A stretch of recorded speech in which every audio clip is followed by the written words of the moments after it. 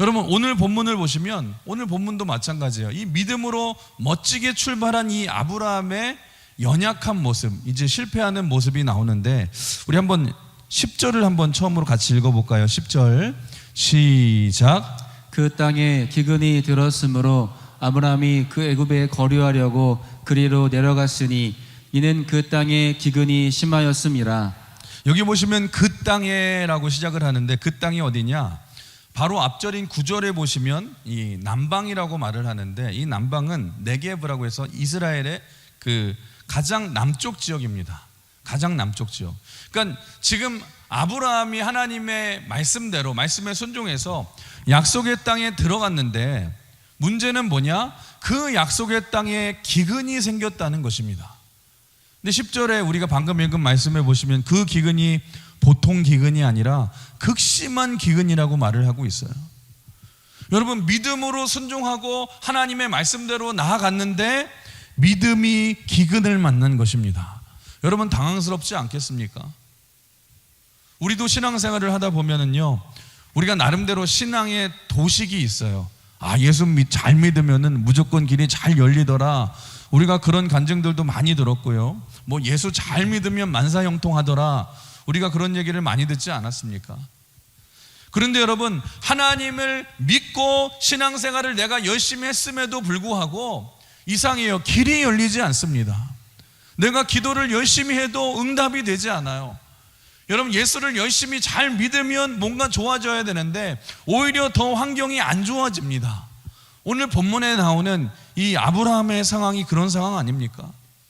어렵게 결심을 해서 믿음으로 결단을 해서 하나님의 말씀만을 붙들고 여러분 그 살기 좋은 고향 땅을 떠나서 먼 이방인의 땅까지 약속의 땅까지 왔는데 여러분 기근이 웬 말입니까?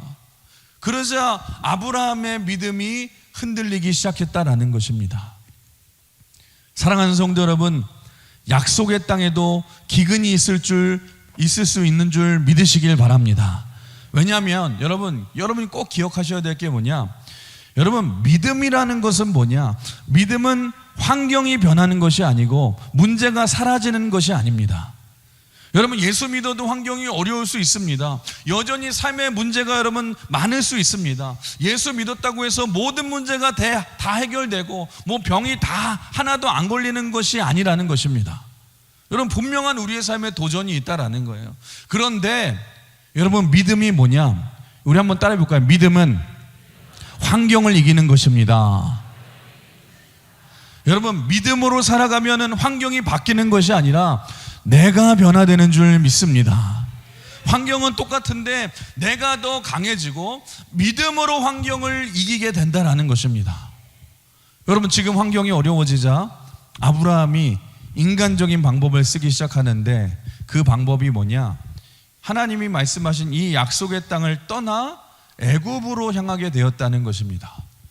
여러분 애굽은 어떤 도시냐면 애굽은 여러분 알다시피 나일강, 세계에서 제일 긴 나일강이 있는 그 도시이기 때문에 현실적으로 굉장히 비옥한 땅이 있는 곳입니다.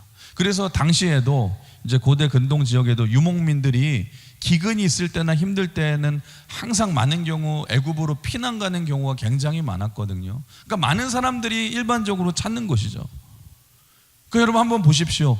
믿음으로 고향을 떠나 지금 약속의 땅으로 왔는데 믿음이 기근이라는 현실의 문제를 만나자 지금 아브라함이 믿음을 저버리고 인간적인 생각을 하지 않습니까? 하나님이 약속하신 땅을 떠나게 됐잖아요. 아니 정말로 여러분 믿음대로 행동한다면 아브라함이 여러분 어떻게 했어야 됩니까? 세상 사람들하고 똑같이 여러분 행동하는 것이 아니라 기도하면서 하나님의 뜻을 물어봐야 되지 않겠습니까? 여러분 믿음의 사람은 어려움 속에서도 하나님의 뜻을 찾아야 될 줄 믿습니다. 하나님의 응답을 찾아야 되고 그래서 그 믿음으로 인내하며 버텨야 되잖아요. 근데 여러분 믿음이 사라지면 특징이 뭐냐? 여러분 믿음이 사라지면은요 우리의 삶에 기도가 같이 사라지는 거예요. 그 인생에서 대부분 이제 잘못된 결정을 우리가 내릴 때를 보시면 대부분 기도 없이 행동할 때가 결정할 때가 굉장히 많다라는 것입니다. 그래서 여러분 하나님을 떠나고 우리가 믿음을 떠나면 나타나는 현상이 뭐냐? 여러분 이상해요. 하나님을 떠나고 믿음을 떠나면 현실과 문제가 커 보이게 된다는 것입니다. 여러분, 내가 하나님을 잘 믿을 때는요, 문제는 작아 보였어요. 현실은 작아 보이고 하나님이 커 보였어요. 그런데 하나님을 떠나고 믿음을 떠나게 되자 하나님이 작아 보이고요, 문제가 커 보이기 시작하고 현실이 커 보이기 시작하는 것입니다. 여러분, 우리 자신을 한번 돌아보십시오. 어떤 사람은요, 그런 사람이 있어요. 굉장히 유복하고 여건이 좋은 사람이 있습니다. 그런데 여러분, 여건이 좋다라는 것은 시련을 통해서 연단이 될 때 큰 도움이 되지 않습니까? 여러분, 근데 왜 그런 줄 아십니까? 너무 대안이 많기 때문에 그래요. 여러분, 어려울 때는 하나님이 그 어려울 때에 하나님께 매달려서 믿음의 근육을 키우라고 하나님이 고난을 주셨는데, 내 삶이 너무너무 편하고 대안이 많아서 문제가 생겨도 하나님을 생각하지 않고 대안만 생각하고 현실적으로만 생각하게 될 때에 여러분, 그게 문제가 되지 않습니까? 한번 생각해 보세요. 만약에 아브라함에게 애굽이라는 땅이 없었더라면 아브라함이 이렇게까지 크게 방황을 하지 않았을 거예요. 그냥 있는 자리에서 하나님께 매달리고 여러분, 하나님을 붙들어서 인내해서 굳건하게 믿음이 거기서 자라서, 사실 그렇게 되면은 창세기 12장의 후반부의 내용은 없어도 될 만큼의 인생을 살았을 텐데, 여러분, 우리의 문제는 너무 대안이 많지 않습니까? 그래서 여러분, 고린도전서 1장을 보시면 여러분, 참 신비한 말씀이 있는데, 우리 하나님은 여러분, 지혜 있는 사람을 쓰시지 않는다고 말씀을 하세요. 여러분, 지혜, 학벌, 학식 이런 게 다 무엇입니까? 대안 아닙니까? 아니, 지혜가 없어야지만 하나님의 지혜를 구하잖아요. 여러분, 우리가 능력이 없어야지만 하나님의 능력을 의지하지 않습니까? 학식이 없어야지만 하나님, 나는 아무것도 모릅니다, 하나님 내 삶을 인도해 주세요, 우리가 구하게 되잖아요. 내가 능력이 있다는 것은 뭐냐? 하나님이 아닌 다른 대안으로 우리가 그것을 간다라면 그것이 오히려 우리를 방황하게 만들고 더 넘어지게 만든다는 것입니다. 사랑하는 성도 여러분, 그래서 정답은 하나인 줄 믿습니다. 여러분, 하나님만 의지하시길 주님의 이름으로 축원합니다. 하나님만 의지하시길 주님의 이름으로 축원합니다. 우리 옆 사람 인사해 볼까요? 하나님만 의지합시다. 여러분, 사람도 의지하지 마시고 물질도 의지하지 마시고, 모세가 마지막에 은퇴하면서 마지막 했던 고백의 말씀이 뭔 줄 아세요? 사람 의지하지 말고 하나님만 의지하라는 거예요. 사람 의지하면 너희가 올무가 된다. 우리 출애굽기 34장 12절 말씀 같이 읽어볼까요? 시작. 너는 스스로 삼가 내가 들어가는 땅의 주민과 언약을 세우지 말라. 그것이 너희에게 올무가 될까 하노라. 사람 의지하지 말라. 사람 의지하지 말라. 하나님만 의지하라. 사람 의지하면 올무가 된다. 여러분, 인생을 살다 보면 우리가 경험하시잖아요. 사람을 의지하면 여러분, 당시에는 잠깐 도움이 될 것 같은데 나중에는요, 반드시 올무가 되어서 되돌아온다라는 것입니다. 여러분, 그런데 하나님을 의지하면 자유함을 누리게 될 줄 믿습니다. 하나님을 의지하면 의지할수록 문제만 해결되는 것이 아니라 우리 하나님께서 더 풍성한 것들로 우리로 하여금 누리게 하시는 줄 믿습니다. 지금 믿음 없이 잘못된 결정을 한 이 아브라함, 한번 그 다음에 결과를 볼까요? 11절 같이 읽어볼까요? 시작. 그가 애굽에 가까이 이르렀을 때에 그의 아내 사레에게 말하되 내가 알기에 그대는 아리따운 여인이라. 자, 이제 약속의 땅을 향해서 이제 떠나서, 약속의 땅을 떠나서 애굽의 땅에 다다랐는데 아브라함의 마음이 점점점 더 불안해지기 시작하고, 여러분, 불안감이 더 커지기 시작해요. 막 마음이 흔들리기 시작해요. 그런데 그때 아브라함이 옆에 아내 사레를 보니까 아내가 너무너무 이뻐 보이는 거예요. 여러분, 왜 그런 줄 아십니까? 마음에 근심과 걱정과 두려움이 있으니까 이 마음속에 이상한 생각이 엄습하기 시작하는데, 내가 만약에 애굽의 땅에 가면 내 아내가 너무너무 이쁘기 때문에 남편인 나를 죽이고 내 아내를 빼앗아 갈 것 같은 쓸데없는 불안감이 생기기 시작한 거예요. 여러분, 사실 이거는 쓸데없는 걱정 아닙니까? 아니, 왜냐하면 아직 얼굴을 뭐 본 적도 없고 지금 일어나지도 않을 일을 지금 아브라함이 미리 걱정하고 있는 모습 아닙니까? 믿음이 사라지면 나타나는 대표적인 특징이 뭐냐? 우리에게 두려움이 임하기 시작하고 쓸데없는 걱정이 임하기 시작한다라는 거예요. 결국 여러분, 그 두려움 때문에 아브라함이 스스로 내린 해결책이 뭐냐? 13절 같이 읽어볼까요? 13절 시작. 원하건대 그대는 나의 누이라 하라. 그러면 내가 그대로 말미암아 안전하고 내 목숨이 그대로 말미암아 보존되리라 하니라. 두려움 가운데 내가 어떻게 하면 살 수 있을까? 어떻게 하면 살 수 있을까? 고민하던 아브라함에게 여러분, 결국에 아브라함이 어떤 결정을 내리냐? 우리 애굽에 가면 당신을 내 아내가 아니라 내가 오빠가 되어서 당신을 내 누이라 하고 동생이라 하자. 여러분, 이렇게 하기로 했다라는 거예요. 뭐 여러분, 물론 실제적으로 보면은 아브라함과 사레는 여러분 당시에 친척 관계였기 때문에 틀린 말은 아닙니다. 그런데 지금 아브라함과 사레는 여러분 분명한 엄연한 부부 아닙니까? 사레가 여러분 아브라함의 아내잖아요. 여러분, 믿음이 사라지고 두려움이 엄습하니까 하나님의 백성이 이렇게 거짓말을 하게 되지 않습니까?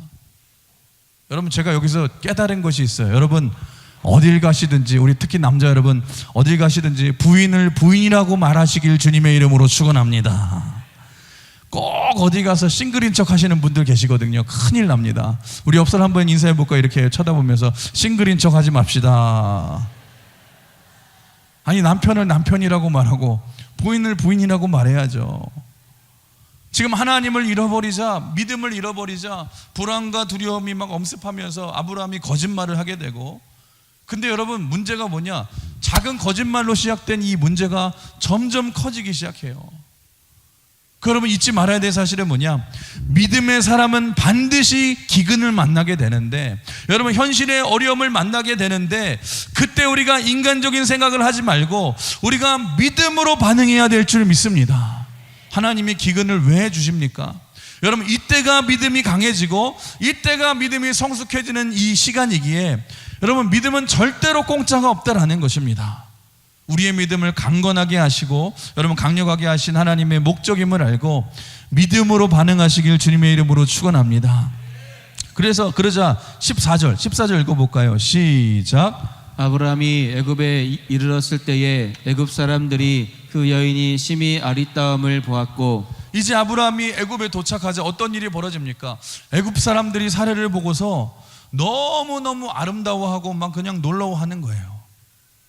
여러분, 왜 그랬을까 한번 생각을 해보면, 물론 사례가 당시에 뭐 예뻤을 수도 있겠지만 제가 생각할 때는 그래요. 여러분, 아무래도 이집트 사람들, 애굽 사람들은 아프리카 사람들이잖아요. 아무래도 얼굴이 까무잡잡했을 거예요.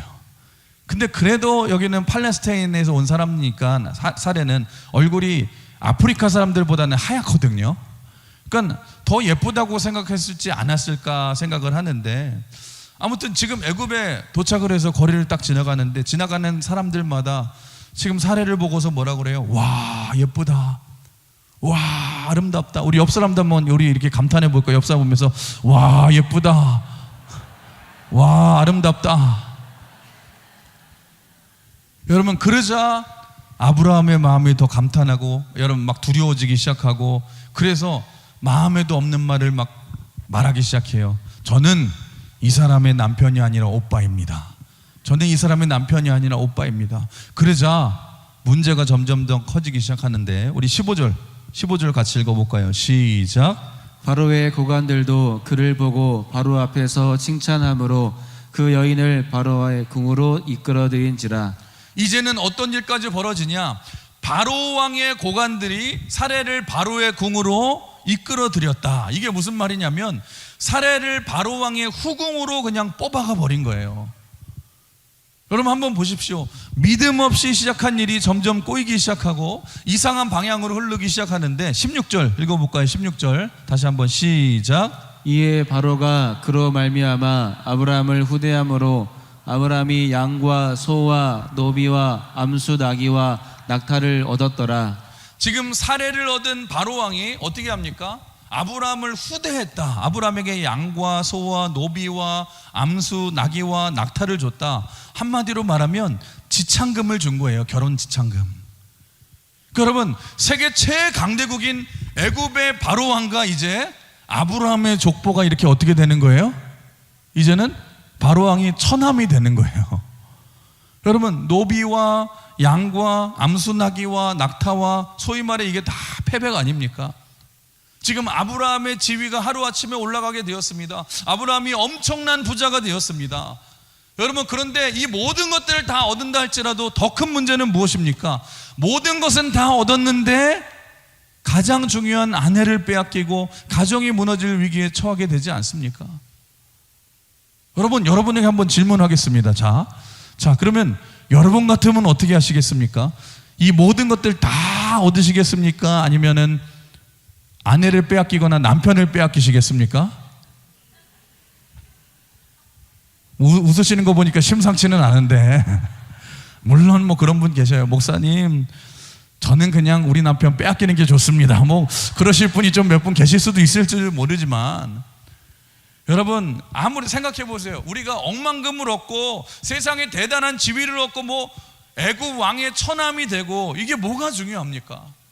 세상의 근보와 부와 명예를 다 얻는다 할지라도 가장 소중한 아내를 빼앗겼잖아요. 여러분, 비교가 안 되지 않습니까? 요즘 같으면 이런 거죠. 아브라함이 손에 막 돈다발이 수북한 막 사과 박스 막 그냥 현금이 막 수북한 그런 거를 들고 최고급 승용차를 받고 뭐 그냥 가장 비싼 뭐 100평이 넘는 아파트를 받고 이제는 지위가 올라가서 무슨 뭐 적어도 무슨 장관급이 되고 뭐 회장님이 되고, 근데 여러분 그걸 다 해서 뭐예요? 아내를 잃어버리고 가정이 무너졌는데 아브라함이 아마 그 넓은 집에서 펑펑 울면서 후회하지 않았겠습니까? 아, 내가 왜 그랬지? 왜 내가 이런 짓을 했지? 여러분, 믿음 없는 행동의 결과는 언제나 우리의 삶을 다 무너뜨린다는 거예요. 근데 여러분, 여기서 한 가지 더 생각해 볼 사실이 있는데, 중요한 사실이 있는데, 여러분 이때 아브라함이 받은 선물 중에 노비가 있었어요. 노비, 몸종. 여러분 아마도 이 바로왕이 사레에게 몸종을 이제 줬던 것 같은데 그 몸종이 여러분 누군 줄 아세요? 여러분 창세기 16장 읽어볼까요? 그 뒤로 가서 16장 1절 시작. 아브라함의 아내 사레는 출산하지 못하였고 그에게 한 여종이 있으니 애굽 사람이요 이름은 하갈이라. 어디 출신이에요? 애굽 사람이요. 이름이 누구라? 하갈이라. 여러분 이제 뭔가 맞춰지시죠? 그러니까 이때 받은 애굽 사람 그 여종 몸종이 누구예요? 하갈이라는 것입니다. 왜냐하면 여러분 나중에 창세기 나중에 가면 나중에 어떤 일이 벌어집니까? 아브라함이 약속의 아들을 기다리다 못해서 여러분 그 어떤 실수를 저지르게 되는데 어떻게 해요? 인간적인 방법을 사용해서 여러분 자신의 몸종인 하갈을 이 사레가 아브라함에게 후처로 주게 되죠. 그래가지고 아브라함과 그 몸종 하갈이 관계에서 나온 아들이 누구예요? 이스마엘이에요. 이스마엘. 그러니까 이스마엘이 누굽니까? 나중에 계속해서 이스라엘과 원수가 되었고 지금도 중동과 이스라엘 지방의 싸움이 되게 만든 이 모든 근본 원인이 누구에게 있어요? 아브라함에게 있다라는 거예요. 이 아브라함의 불신앙 때문이라는 거예요. 그뿐만 아니라 여러분 이 사건이 나중에 어떤 영향을 또 미치냐 참 신기합니다. 나중에 보면은요 아브라함의 자녀인 이삭도 그러니까 아버지하고 똑같은 실수를 하게 되거든요. 자기의 아내 라헬을 그러니까 동생이라고 속이고 이삭도 아내를 빼앗길 뻔하는데 무슨 말이냐? 우리 한번 같이 따라해 볼까요? 불신앙을 낳습니다. 여러분 불신앙이 불신앙을 낳는다는 것입니다. 이제 이 불신앙의 행동 하나로 이제 문제가 커졌죠. 이제는 아브라함이 어찌할 수 없는 지경에 이르게 됐어요. 이미 여러분 다 엎질러진 물입니다. 지금 아내도 빼앗기고 가정도 무너질 위기에 처했고 지금 아무것도 아브라함이 할 수 있는 것이 없어요. 그때에 그런데 어떤 일이 벌어지냐? 여러분 하나님이 개입하시기 시작하시는 거예요. 우리 17절 같이 읽어볼까요? 17절 시작. 여호와께서 아브라함의 아내 사레의 일로 바로와 그 집에 큰 재앙을 내리신지라. 여러분 하나님이 돕지 않으시면 모든 것이 다 끝날 뻔했는데 여러분 놀라운 사실은 이때 하나님이 개입하십니다. 개입하셔서 바로와 그 지방에 그 집에 큰 재앙을 내리시는데, 지금 이 17절에 보시면 이때 처음으로 여호와라는 이름이 등장하기 시작해요. 여러분 무슨 말이냐? 여러분 우리 인생에 아무리 답이 없는 문제도 하나님이 개입하시면, 하나님이 도와주시면 해결되는 줄 믿습니다. 여러분 우리의 인생에도 마찬가지예요. 어느 순간에 우리 입에서 답이 없을 때 우리 입에서 하나님이라 나오기 시작하면은요, 우리 인생에도 인생의 반전이 일어날 줄 믿습니다. 하나님 도와주세요. 그때부터 여러분 하나님이 인도해 주실 줄 믿습니다. 하나님이 도와주실 줄 믿습니다. 우리 인생의 답이 되신 하나님을 붙들고 하나님께 나가면, 하나님이 우리 인생에 개입하시면 여러분 못 풀 문제가 없다라는 것입니다. 예전에 이 소천하신 분이죠. 이 우리 대학 선교단체인 CCC 대표였던 우리 고 김중곤 목사님 유명한 백문일답 아시죠? 백문일답. 질문이 100개여서가 아니라 모일 때마다 목사님이 질문을 하세요. 질문을 하면 무슨 질문을 하든지 딱 대답은 뭐든지 한 가지입니다. 고민할 것도 아니에요. 뭐냐면 예수 그리스도예요. 예수 그리스도. 그러니까 어떤 질문을 하든지 다 예수 그리스도예요. 우리 한번 연습해 볼까요? 제가 여러분에게 질문할 테니까 손을 들고서 답을 해보십시오. 그때마다 예수 그리스도 하시는 거예요. 아시겠죠? 우리 한번 손 들어볼까요? 자, 누가 나를 향한 놀라운 계획을 가지고 계십니까? 누가 나에게 건강을 주십니까? 누가 나에게를 인도해 주십니까? 누가 우리 가족을 구원하실 수 있습니까? 누가 내 인생의 시험을 극복할 힘을 주십니까? 누가 이 어려운 인생의 해답이 되십니까? 누가 내 아픔과 상처를 치유해 주십니까? 누가 우리 인생의 유일한 답이십니까? 여러분 믿으십니까? 여러분 예수님이 우리 인생의 답이신 줄 믿습니다. 여러분 이 질문이 수많은 대학생들의 가슴에 불을 지피지 않았습니까? 여러분 우리도 마찬가지라는 거예요. 여러분 인생의 진리는 복잡하지 않습니다. 단순합니다. 우리 인생의 해답은 오직 예수 그리스도이신 줄 믿습니다. 여러분의 삶에 어떤 문제가 있으십니까? 그 모든 문제들을 다 내려놓고 여러분 문제가 있을 때마다 이 고백이 나와야 될 줄 믿습니다. 내 인생의 모든 해답은 예수 그리스도이십니다. 예수 그리스도이십니다. 여러분 예수님 붙들면 반드시 승리할 줄 믿습니다. 예수님을 만나면 해결될 줄 믿습니다. 예수님을 만나면 다 끝날 줄 믿습니다. 이게 바로 복음이고 이게 바로 은혜라는 거예요. 여러분 지금 아브라함의 상황을 보세요. 속수무책이에요. 절망이에요. 이미 엎질러진 물입니다. 내 힘으로 절대로 해결할 수 없는 문제예요. 근데 이때 하나님이 개입하시기 시작하는데, 여러분 지금 아브라함이 어떤 상황입니까? 현실을 보고 두려워서 믿음 다 저버리고 지금 애굽으로 내려왔는데, 여러분 아브라함은 하나님을 잊어버렸어요. 그런데 하나님은 결코 아브라함을 잊지 않으셨다라는 것입니다. 우리 이사야서 49장 15절 16절 같이 읽어볼까요? 시작. 그 여인이 어찌 그 젖먹는 자식을 잊겠으며 자기 태에서 난 자식을 긍휼히 여기지 않겠느냐? 그들은 혹시 잊을지라도 나 여호와는 너희들을 결코 잊지 아니하리라. 내가 너를 내 손바닥에 새겼고. 하나님은 우리를 자신의 손바닥에 새길 정도로 우리를 사랑하시고 우리를 결코 떠나지 않으신다라는 거예요. 여러분 그런데 여기서 하나님께서 그냥 사레엘로 바로의 집에 재앙을 내리신 게 아니라, 여러분 17절을 자세히 보시면 이렇게 표현이 돼 있어요. 사레엘로 재앙을 내린 게 아니라 아브라함의 아내 사레엘로 재앙을 내리셨다. 이게 무슨 말이냐? 사레가 아브라함의 아내였기 때문에 지금 하나님이 개입하고 계시다는 거예요. 여러분 이게 무슨 말입니까? 하나님께서 아브라함에게 약속해 주셨기 때문에. 뭐라고 약속해 주셨습니까? 이전에 내가 너를 축복하는 자에게 내가 복을 내리고 내가 너를 저주하는 자를 내가 저주하리라. 그리고 아브라함을 통해서 장차 예수 그리스도가 탄생하는 하나님의 놀라운 계획이 있기 때문에, 언약의 백성이기 때문에 아브라함을 건드린 바로는 하나님이 가만히 두지 않으시는 거예요. 지금 하나님께서 아브라함을 구해 주시고 계시는 거예요. 여러분 이걸 뭐라고 말해요? 이게 은혜 아닙니까? 은혜.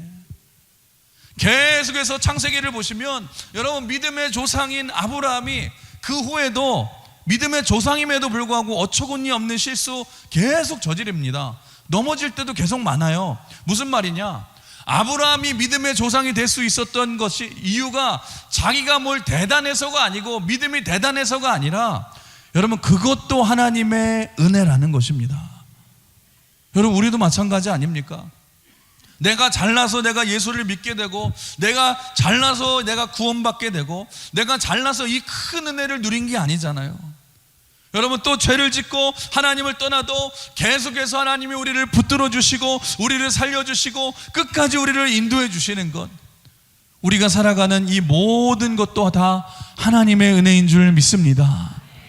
여러분 은혜는 자격이 없는 것입니다.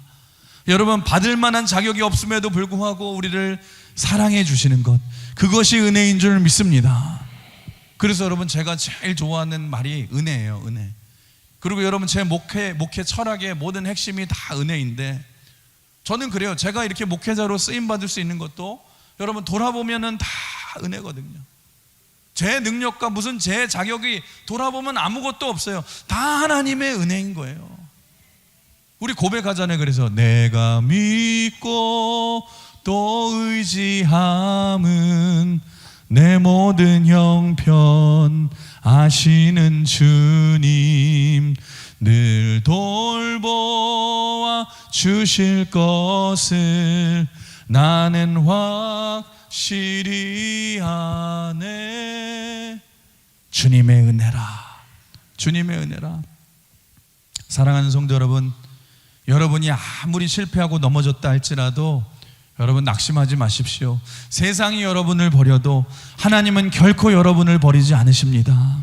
끝까지 여러분을 은혜로 인도하여 주실 줄 믿습니다. 지금까지 여러분의 인생을 인도하셨듯이 앞으로도 인도해 주실 줄 믿습니다. 근데 여러분 또 한 가지 우리가 알아야 될 중요한 메시지가 뭐냐?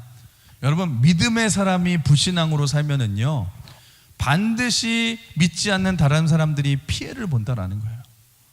여러분 오늘 본문에 나오는 바로왕을 한번 생각해 봅시다. 바로왕은 이게 웬 봉변입니까? 여러분 믿음의 사람 한 사람 아브라함의 불신앙으로 인해서 바로가 지금 피해를 보게 되지 않습니까? 여러분 우리도 마찬가지예요. 오늘날 지금 한국교회가 뭐 위기다 어렵다 말을 얘기하는데 물론 여러 가지 이유가 될 수 있겠지만 가장 큰 이유는 이거예요. 여러분 믿는 우리가 제대로 살지 못해서 아닙니까?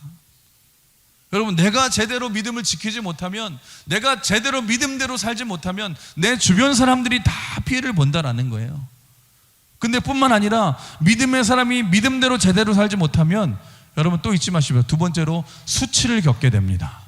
우리 한번 18절 같이 읽어볼까요? 시작. 바로가 아브람을 불러서 이르되 내가 어찌하여 나에게 이렇게 행하였느냐?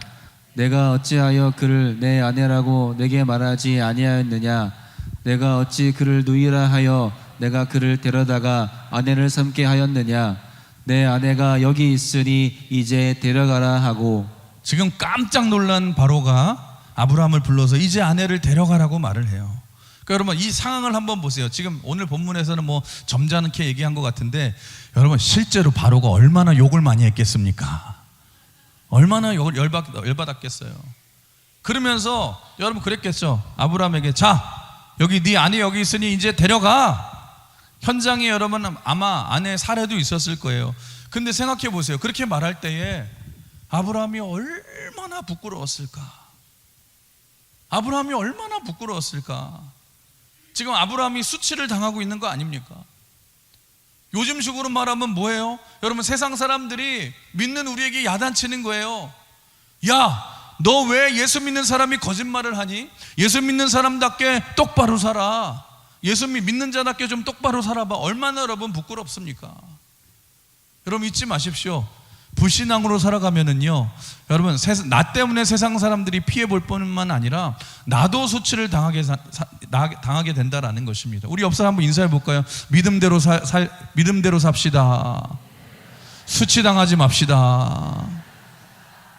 여러분 계속해서 결국에 어떤 일이 벌어졌냐? 20절 같이 읽어볼까요? 시작. 바로가 사람들에게 그의 일을 명하매 그들이 그와 함께 그의 아내와 그의 모든 소유를 보내었더라. 여기서 보내었더라라고 말을 하는데 이 말은 왕궁에서 내보낸 게 아니라 아예 애굽 경계 밖으로 그냥 추방했다라는 거예요. 그러고 나서 아브라함이 다시 어디로 향하게 되는 줄 향하게 되냐? 우리 다음 절, 우리 창세기 13장 1절을 한번 같이 읽어볼까요? 시작. 아브라함이 애굽에서 그와 그의 아내와 모든 소유와 롯과 함께 어디로 가요? 네겝으로 올라가니.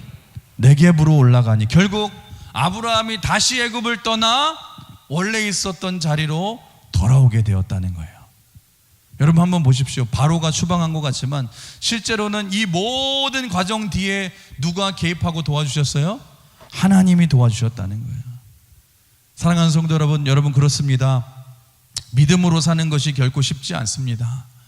그럼에도 불구하고 여러분 현실 속에 아무리 기근 같은 문제가 있다 할지라도 여러분 믿음의 자리를 지켜야 될 줄 믿습니다. 여러분 잊지 마십시오. 기근에도 하나님의 뜻이 있다라는 거예요. 신앙생활은 결코 낭만적이고 화려하지만 않다라는 것입니다. 여러분 믿음은 반드시 기근을 만날 때가 있다라는 거예요. 그때 우리가 주님만 바라보면서 믿음으로 인내하며 견뎌야 될 줄 믿습니다. 그러면 하나님께서 반드시 인도해 주실 줄 믿습니다.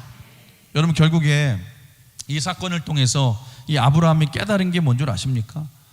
여러분 놀라운 사실은 연약한 아브라함의 신앙이 점점 자라게 되고 여러분 아브라함의 인생에 새로운 영적인 세계가 열리기 시작한 거예요. 아, 인생은 내 힘으로만 내 노력으로만 사는 것이 아니구나. 하나님이 도와주셔야 되는구나. 눈에 보이지 않는 하나님이 내 삶에 역사하고 계시는구나. 여러분 신앙생활에는요 그 어떤 도식이 없어요. 우리가 간증 같은 거 많이 듣다 보면 A처럼 되면은 B가 된다. 여러분 신앙생활은 이런 도식이 아니라 내 믿음이 성숙해진다는 것은 무슨 뜻인 줄 아세요? 여러분 이런 신앙의 도식이 철저하게 깨지는 거예요. 아, 내 생각을 뛰어넘는 내 인생에 어떤 영적인 힘이 있구나. 인생은 하나님이 도와주셔야지 승리할 수 있구나.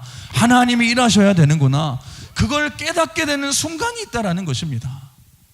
사랑하는 성도 여러분, 우리에게도 이런 영적인 세계가 열려야 될 줄 믿습니다. 아브라함이 이제까지는 믿음을 단순한 윤리로 알고 마음의 위로로만 알았다면 아브라함이 지금 이 사건을 통해서 그걸 띄워넣고 여러분 이제 믿음이 이런 거구나. 눈에 보이지 않는 하나님이 살아계시는구나. 그러면서 믿음이 자라서 나중에 믿음의 조상으로 성장하지 않습니까? 여러분 믿음이 기근을 만났을 때에 이런 영적인 세계가 열리게 되었다는 것입니다. 사랑하는 성도 여러분 그렇습니다. 우리 인생에는 보이는 것이 전부가 아니라 보이지 않는 세계, 이 믿음의 세계가 있는 줄 믿습니다. 하나님의 인도하심이 있다라는 거예요.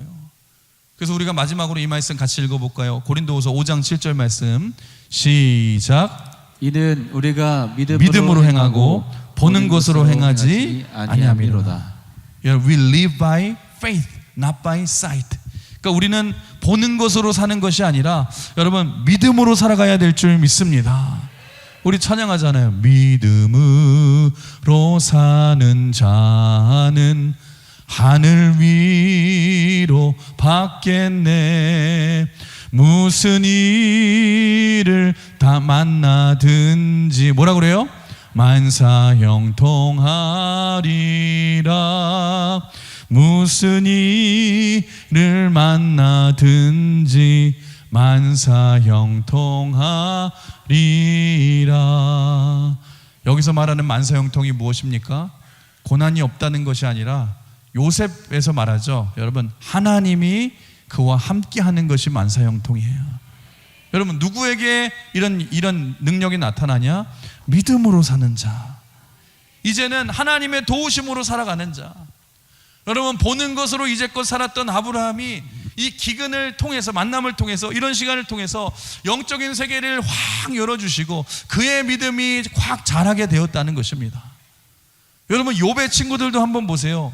욥의 친구들을 보시면 모든 것을 인과관계로만 여러분 이해하지 않습니까? 네가 죄를 지어서 지금 이런 일이 재앙이 일어나는 거야. 네가 과거에 나쁜 짓을 했기 때문에 죄를 지었기 때문에 하나님이 벌 주시는 거야. 근데 여러분 물론 그럴 수도 있지만 여러분 그게 전부입니까? 아니에요.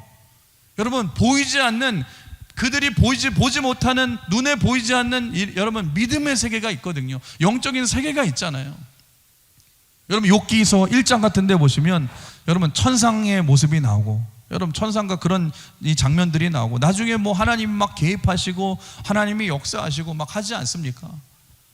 여러분 무슨 말이냐? 인생이라는 것은요, 내 생각과 인간관계가 전부가 아니라, 여러분 우리는 죽었다 깨어나도 다 이해하지 못하는 더 넓은 영적인 세계가 있다라는 것입니다. 그게 바로 믿음의 세계예요. 그게 바로 영적인 세계예요. 오늘 이 사건을 통해서 그의 인생이 다 이해된 것은 아니지만, 그럼에도 불구하고 아브라함은 중요한 사실을 하나 깨달았어요. 눈에 보이는 것이 전부가 아니구나. 눈에 보이지 않는 세계가 있구나. 바로 우리 하나님이 살아계시는구나. 하나님이 통치하시는구나. 하나님이 온 우주 만물을 다스리시고 하나님이 일하시는구나. 이런 믿음의 세계가 있구나. 그러면서 아브라함이 이후에 더 하나님을 의지하게 되었고, 아브라함의 인생의 믿음의 세계, 영적인 세계가 확 열리기 시작했다라는 거예요. 사랑하는 성도 여러분, 오늘 말씀을 정리하겠습니다. 여러분 우리도 마찬가지입니다. 우리가 인생을 살다 봐 믿음이 기근이 만났을 때 우리가 해야 될 일이 무엇입니까? 여러분 한 가지만 기억하십시오. 여러분 예수님이 해답이신 줄 믿습니다. 약속의 자리를 떠나지 마시고 말씀을 붙드시고 인내하고 우리가 버텨야 될 줄 믿습니다. 우리가 기도의 자리를 떠나지 말아야 될 줄 믿습니다. 예배의 자리에 머물러야 될 줄 믿습니다. 여러분 그때 우리가 뭘 깨닫게 되냐? 인생은 내 힘으로 사는 것이 아니라 하나님의 은혜로 승리하는 거구나. 하나님이 도와주셔야지 승리할 수 있구나.